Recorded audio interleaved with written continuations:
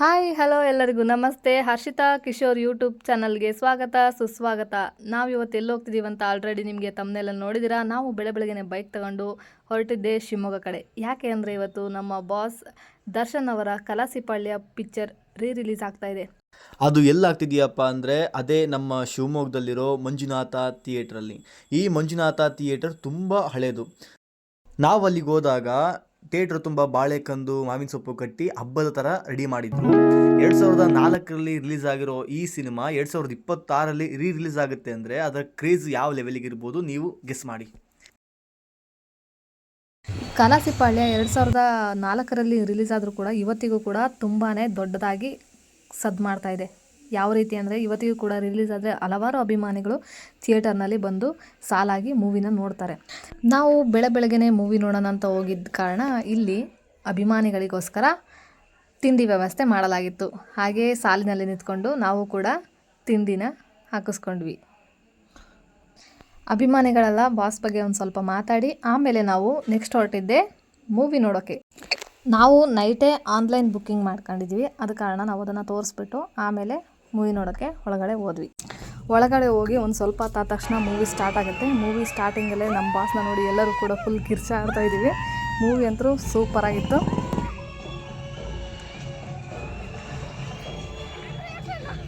ನೋಡ್ತಾ ಇದ್ದೀರಲ್ಲ ಯಾವ ರೀತಿ ಆ ಮೂವಿನ ಸಖತ್ ಎಂಜಾಯ್ ಮಾಡ್ತಿದ್ದೀವಿ ಅಂತ ಹೇಳ್ಬಿಟ್ಟು. ಎಷ್ಟೇ ಹಳೆ ಮೂವಿ ಆದರೂ ಕೂಡ ದರ್ಶನ್ ಅವರ ಬಗ್ಗೆ ಅಭಿಮಾನ ಕಮ್ಮಿ ಆಗಲ್ಲ ಅಂತ ಇದನ್ನು ನೋಡಿದ್ರೇ ಗೊತ್ತಾಗುತ್ತೆ. ಎಲ್ಲ ಅಭಿಮಾನಿಗಳಿಗೂ ಕೂಡ ದರ್ಶನ್ ಅವರ ಬಗ್ಗೆ ಒಂದೊಂದು ವಿಚಾರಗಳು ಕೂಡ ಇಷ್ಟ ಆಗುತ್ತೆ. ಹಂಗೆ ನಮಗೂ ಕೂಡ ದರ್ಶನ್ ಅಂದ ತಕ್ಷಣ ಅವರ ಫೈಟಿಂಗ್ ಆಗಿರ್ಬೋದು, ಅವರ ಆ್ಯಕ್ಟಿಂಗ್ ಆಗಿರ್ಬೋದು ಎಲ್ಲ ಕೂಡ ತುಂಬ ಇಷ್ಟ ಆಗುತ್ತೆ. ನೋಡ್ತಾ ಮೂವಿ ಇಂಟರ್ನಲ್ ಬಿಡ್ತು.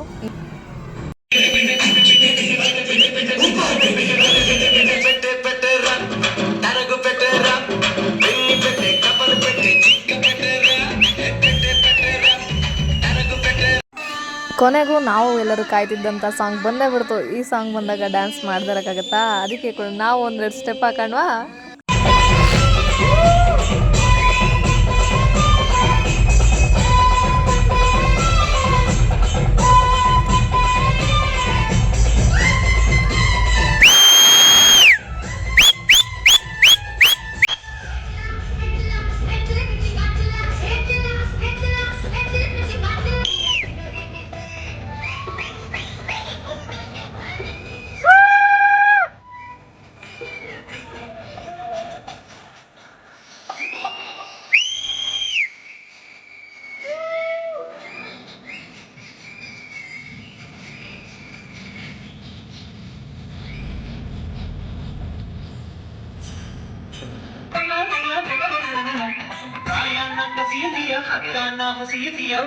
ನೋಡ್ರಿ